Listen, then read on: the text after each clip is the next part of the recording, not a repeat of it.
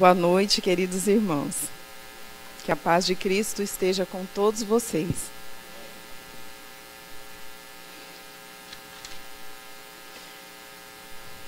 Amados, eu venho com um tema hoje, como manter a fé nas provações, que é algo muito difícil para nós, né? Nós, seres humanos, não fomos feitos por Deus para sofrer.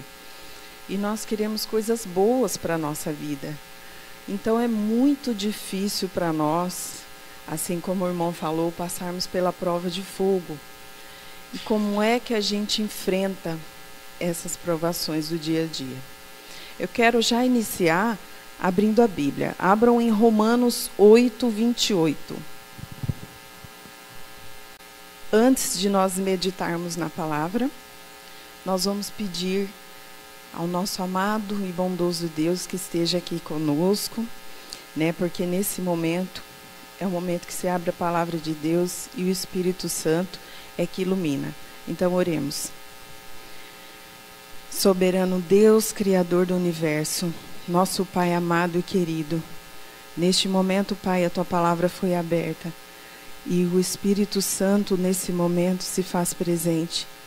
Eu peço ao Pai, em nome de Cristo Jesus, que seja o Espírito Santo a falar nesse momento aos corações. Que a palavra venha de encontro às nossas necessidades e que seja tudo iluminado por Ti, Pai querido. Em nome de Cristo Jesus. Amém.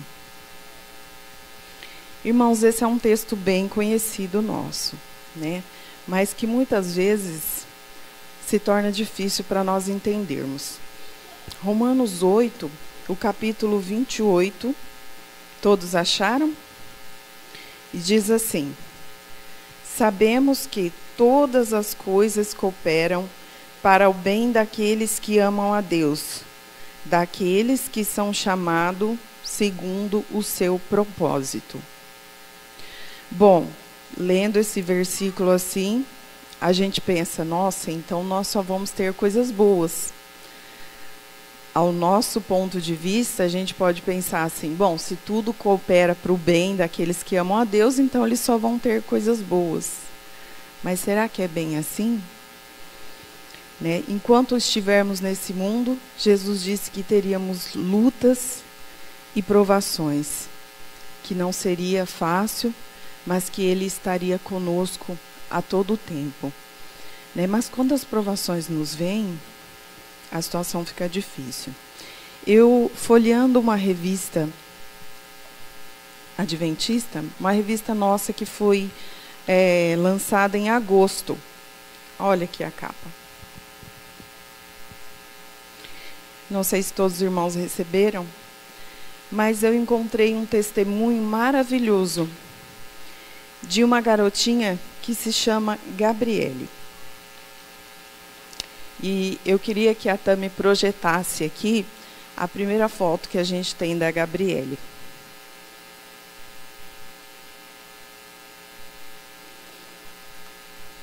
Essa história de um casal, história verdadeira.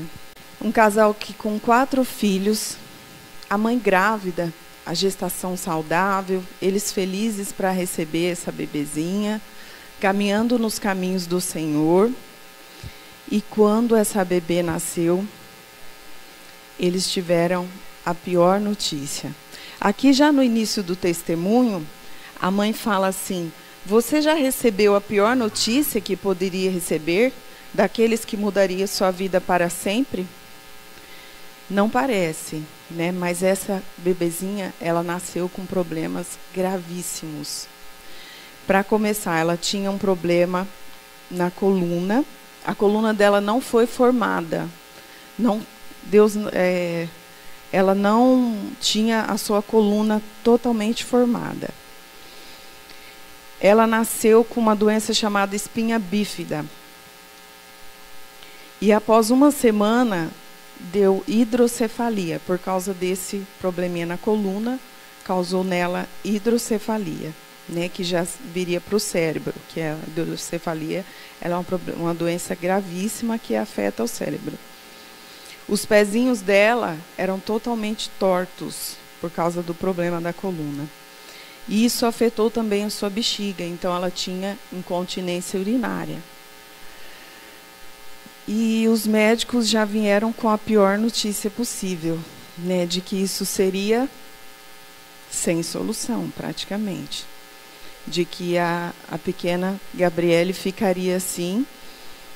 Eles fizeram 2 cirurgias nela, né, e falaram para os pais, olha, não tem o que fazer. A gente, né, fizeram a cirurgia para tentar amenizar a situação, mas ela provavelmente vai ficar assim por toda a vida. E os pais já imaginaram o quê? Uma criança vegetativa, com hidrocefalia, dependente deles para tudo, usando fraldas, que nunca poderia andar, que talvez nunca falasse. E essa mãe conta do desespero que ela começou a passar. E quando a gente passa por problemas que são dos nossos erros, porque muitas vezes a gente colhe as consequências daquilo que a gente fez. Né? Às vezes nós fazemos coisas erradas, vem a consequência e você começa a pensar, puxa vida, está acontecendo isso, mas foi culpa minha, porque eu fiz assim, eu errei, eu escolhi esse caminho, então me está acontecendo essa aflição por conta disso. Já é difícil da gente aceitar, né? Mesmo sabendo que a gente errou. Mas e quando você está ali, firme nos caminhos do Senhor, quando parece que tudo vai bem, você está fazendo tudo certinho, você é um servo de Deus, você vai à igreja, você ora, e acontece isso. Essa mãe ainda fala assim, por que comigo? Foi isso que ela disse para Deus. Senhor, por que comigo? Entre lágrimas e desespero, ela não só chorava, ela fala que gritava, que sussurrava a Deus. Eu vou ler um trechinho aqui do... Quando recebemos permissão para levar a Gabriele para casa e começarmos a cuidar dela, fiquei paralisada pelo temor e as dúvidas. Eu continuava perguntando para Deus, por que eu? Eram muitas as questões que me enlouqueciam. Minha vida se tornou uma montanha-russa emocional, com ciclos intermináveis de altos e baixos.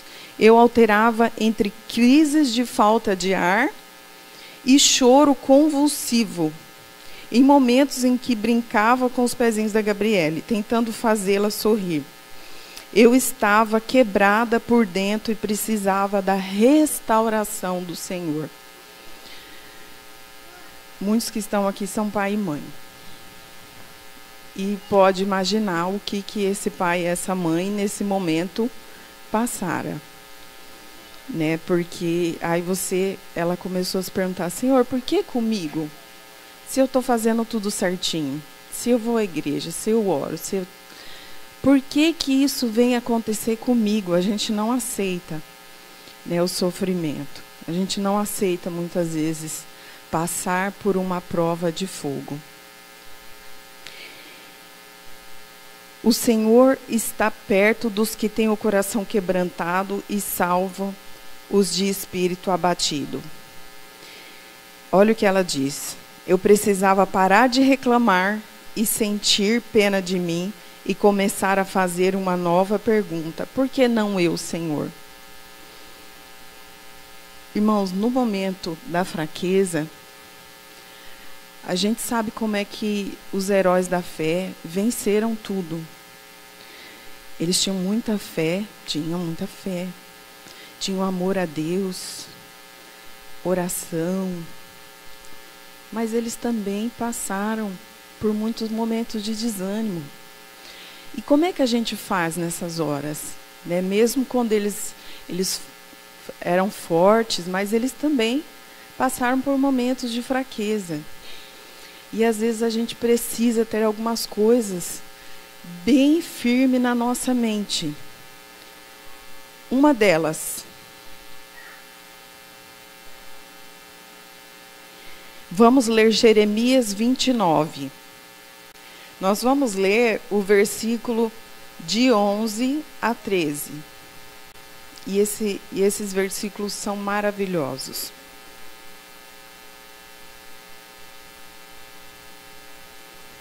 Olha o que Deus diz para nós. Eu é que sei que pensamentos tenho a vosso respeito, diz o Senhor. Pensamentos de paz e não de mal, para vos dar o fim que desejais. Então me invocareis, passareis a orar a mim, e eu vos ouvirei.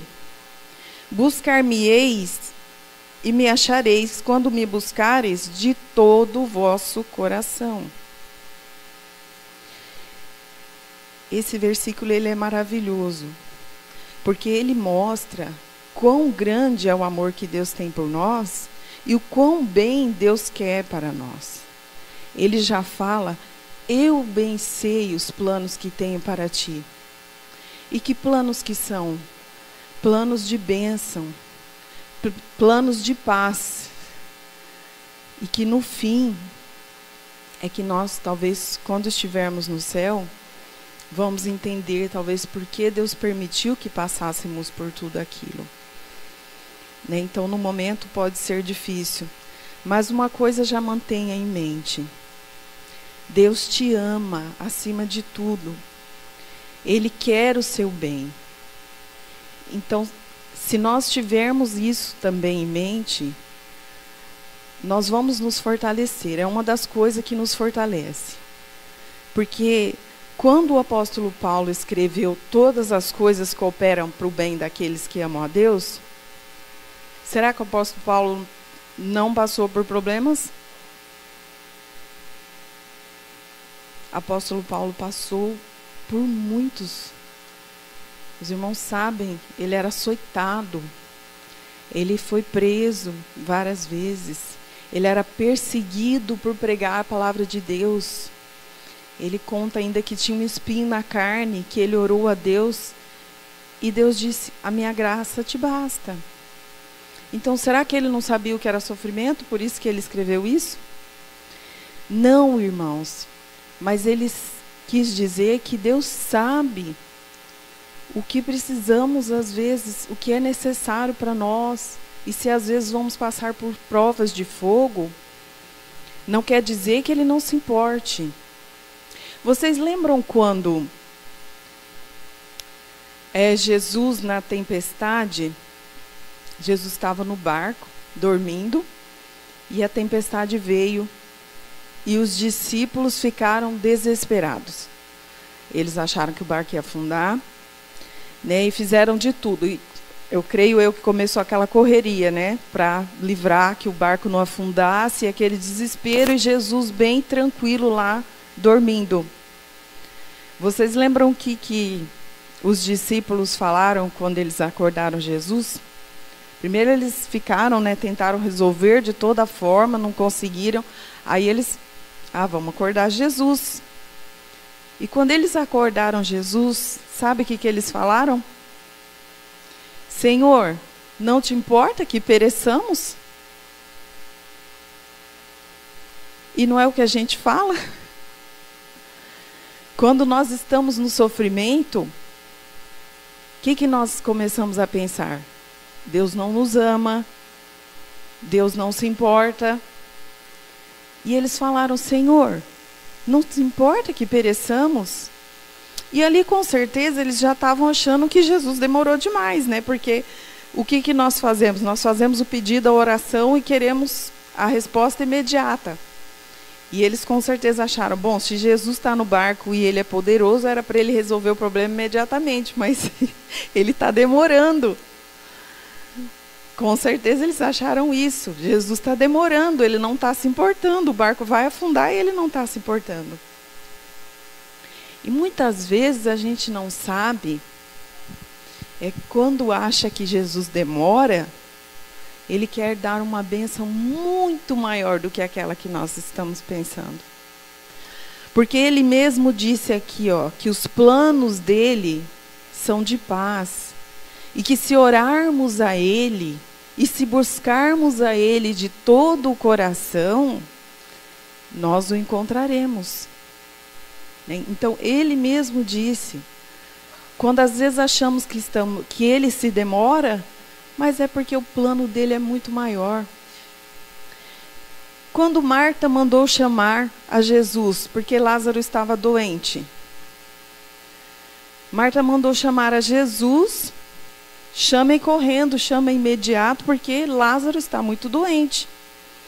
E o que ela esperava? Que Jesus viesse logo para curar Lázaro, que era muito amigo de Jesus. Jesus o amava muito. A Bíblia diz que Jesus gemeu no íntimo quando soube da morte de Lázaro. Lógico que ele já sabia que isso ia acontecer, né? Mas Marta esperava o resultado rápido, porque ela achava que seria uma grande bênção Lázaro ser curado. E quando Jesus chegou, já tinha 4 dias que Lázaro estava morto. Mas, irmãos, o plano que Deus tinha para Jesus, quer dizer, que Jesus tinha para Lázaro, era muito mais do que fazer somente uma simples cura. Foi a ressurreição. Ali ele mostrou o amor, o poder de Deus. Então, talvez Marta achou que Jesus também estava se demorando. E quando Jesus chegou, ela achou que não tinha mais solução, que é o que a gente costuma às vezes pensar. Porque já oramos, já jejuamos, já fizemos de tudo, gritamos em aflição, mas Deus está demorando. O pedido não vem e as forças estão acabando. Então, temos fresco na nossa mente de que Ele nos ama, independente de qualquer coisa, e de que Ele quer o nosso bem, e que Ele está pronto a nos ouvir, tá? E que se tivermos fé, e que se orarmos, Ele fará sempre o melhor por nós. Talvez o melhor não seja aquilo que a gente está pensando.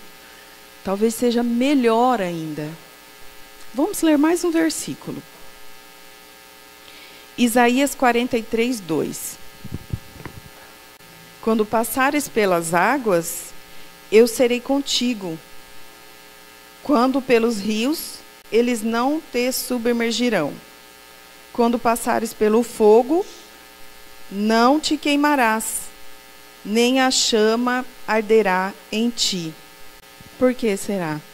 O nosso Deus, Ele diz que está conosco, mesmo se passarmos pelo fogo, que nós não iremos perecer, porque Ele está conosco. Se buscarmos a Ele de todo o coração, se tivermos fé e acreditarmos, Ele vai nos ajudar a vencer, por mais difícil que seja, por maior que seja a dor e o desespero naquele momento. Assim como os pais da Gabriele. Tem outra coisa, irmãos, que às vezes a gente esquece na hora das provações. E esses versículos que a gente acabou de ler, assim, não é nem... A Bíblia inteira tem versículos lindos de fortalecimento. Deus dizendo, eu estou contigo, eu te fortalecerei, nunca te deixarei, jamais te abandonarei. Jesus mostrando o seu amor, Deus mostrando o seu amor, deu o seu Filho por nós. Tá? Então a prova que Deus nos ama está na Bíblia inteira, está no amor de Jesus, o amor que Jesus sentia pelas multidões. Né? Mas tem outra coisa que a gente deve ter em mente também, que às vezes a gente esquece na hora das provações. Agora nós vamos ler Efésios no capítulo 6. Nós vamos ler agora os versículos de 10 a 12. Diz assim: Quanto ao mais, sede fortalecidos no Senhor e na força do seu poder, revestivos de toda a armadura de Deus, para poderdes ficar firmes contra as ciladas do diabo. Porque a nossa luta não é contra o sangue e a carne, e sim contra os principados e potestades, contra os dominadores desse mundo tenebroso, contra as forças espirituais do mal nas regiões celestes. A gente se esquece que, infelizmente, O inimigo de Deus, ele vai fazer de tudo para nos desanimar. Que existe uma luta, como a gente acabou de ler aqui, que é entre potestades e dominadores desse mundo.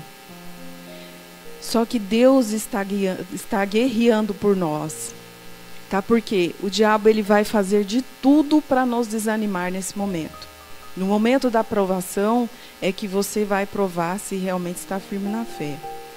Porque o inimigo vai colocar obstáculos cada vez mais e tentar fazer a mim e a você desistir.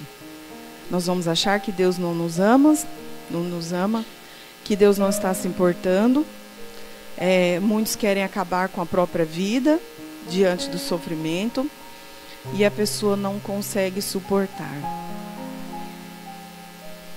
Então não esqueça que o inimigo de Deus nesse momento, ele estará fazendo de tudo para fazer você desistir.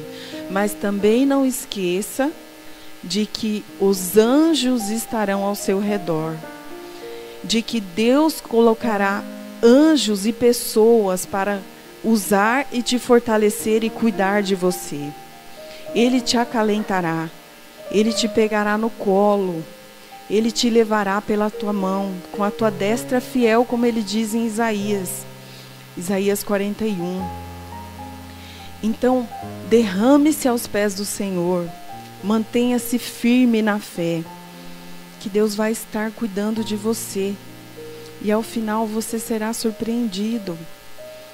Para Deus, o que Ele mais se preocupa, o mais importante é a nossa salvação. Então Ele vê o fim desde o princípio e tudo que for necessário para sermos lapidados e para a nossa salvação, nós teremos de passar, mas com fé, firmes. Talvez vamos desfalecer em alguns momentos. Vocês lembram que Jó, ele manteve firme na fé, mas teve momentos ali que ele não quis nem mais viver. Ele chegou a falar, eu podia ter morrido no ventre da minha mãe, porque aquilo era insuportável para ele. Mas quando Deus veio com a bênção na vida dele, foi muito mais do que ele podia imaginar. Ele perdeu os filhos sim, mas um dia ele estará com os filhos e a família repleta, vivendo com Jesus para sempre, com vida eterna e saúde, que é o que Deus almeja para todos nós. E vocês querem saber o que aconteceu com a Gabriele? Coloca para mim a outra imagem da Gabriele. Essa é a Gabriele, com 12 anos aí. Eu até me arrepio, irmãos. Esta é a menina que os médicos falaram que nunca andaria, que o cérebro talvez nunca funcionasse, que vegetaria em cima de uma cama por toda a vida, ou que talvez nem tivesse muitos anos de vida.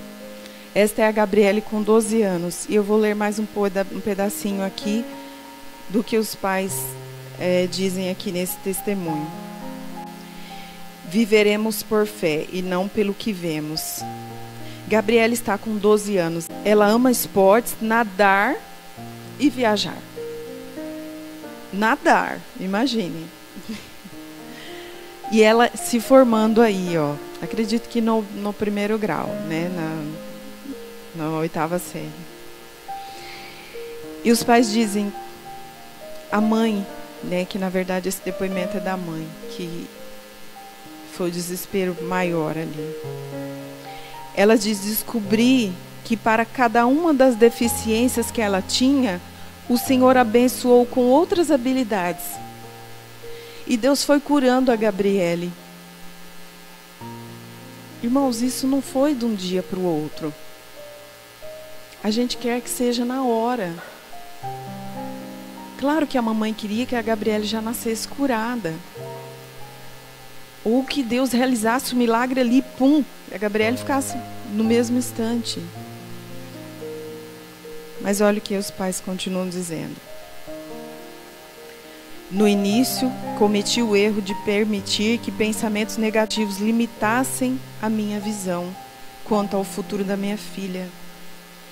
Porém, agradeço a Deus por não ter desistido de mim. Por meio da vida da Gabriele, o Senhor me mostrou tudo o que eu precisava saber.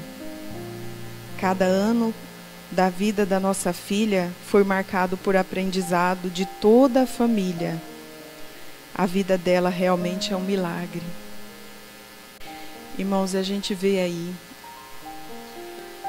que coisa maravilhosa Deus pode fazer por nós.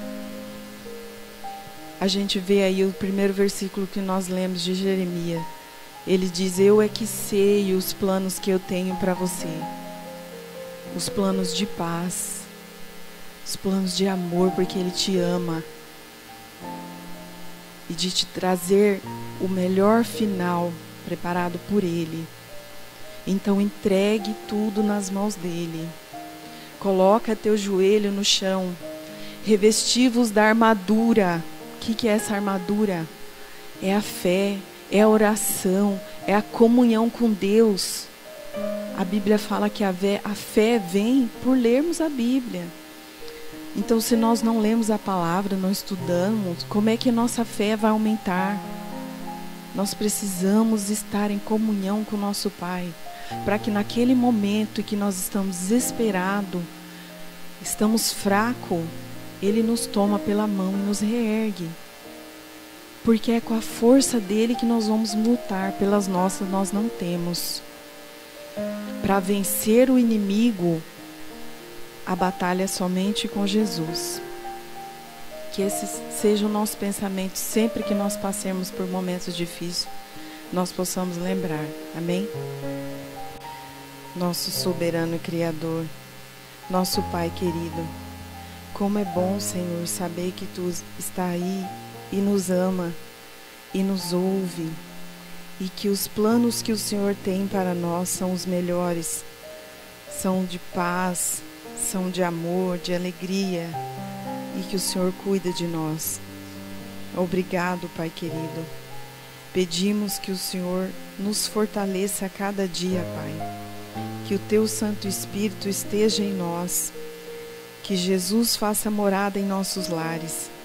Que cada um que está aqui, Pai, o Senhor sabe o problema que enfrenta, porque todos nós passamos por dificuldades. Talvez uns mais, outros menos, mas que o Senhor venha estar com cada um, confortando cada coração, consolando, animando, mostrando o Teu amor a cada dia, Senhor. Que possamos estar preparados para a volta de Jesus. Em nome de Jesus é o que pedimos e agradecemos. Amém.